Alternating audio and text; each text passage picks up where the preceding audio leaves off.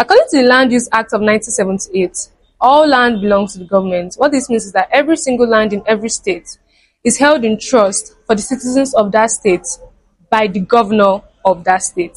Because of that particular law, something known as the right of occupancy came. Then there was a certificate to certify that this person has the right to occupy. And today we're going to talk about the different types of certificate of occupancy. I've spoken about the certificate of occupancy as a standalone video. Today we're going to talk about the different types of the certificate of occupancy. These different types of C of O are classified by land use. So just to ease into it, we know that the C of O lasts for 99 years.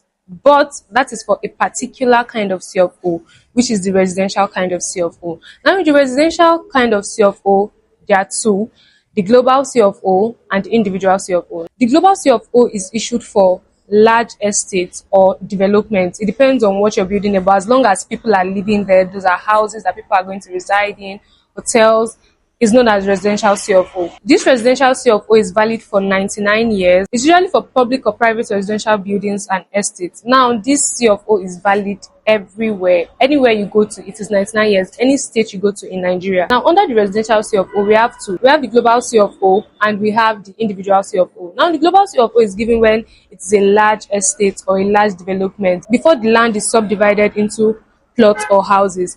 But the individual C of O is if a particular plot of land comes with its own C of O. The second C of O we're going to talk about is agricultural C of O. The agricultural C of O is usually valid for 25 to 50 years. This is depending on what you plan to use that C of O for. The agricultural C of O covers land designated for livestock, farming, or agro-allied activities. The third kind of C of O we're going to talk about today is the commercial C of O. The commercial C of O is usually for a shorter term. There is no designated time frame for it. It depends on the conditions or what you want to use that land for. Commercial C of Os are usually issued for land used for businesses, including offices, shopping malls, and plazas. Now, if it's any ShopRite you see around you, or any spa you see around you, or any shopping mall you see, they don't have the residential C of O, they have the commercial C of O. The fourth kind of C of O we're going to talk about is the industrial C of O, and it's usually valid for a period of 35 years, and it is issued for industries, factories, manufacturing plants, or warehouses. Now, the fifth kind of C of O we're going to talk about in today's video is the family C of O. Now, in this family C of O, I need to explain something to you. In the video where I spoke about the essential land documents you need, I explained excision.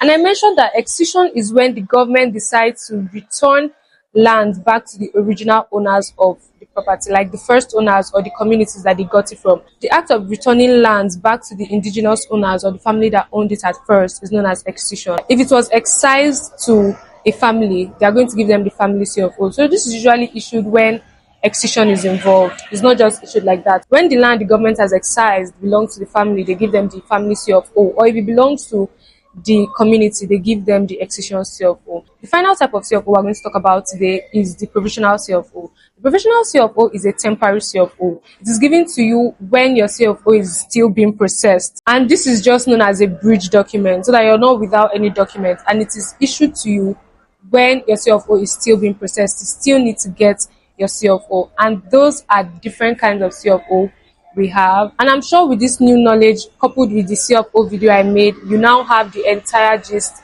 as to what the C of O is, the different kinds, when you need it, who issues it, and why you need the C of O. I know this video was helpful to you, and as always, my name is Blessing Abraham. This is Real Estate with Blessing. I'll see you tomorrow.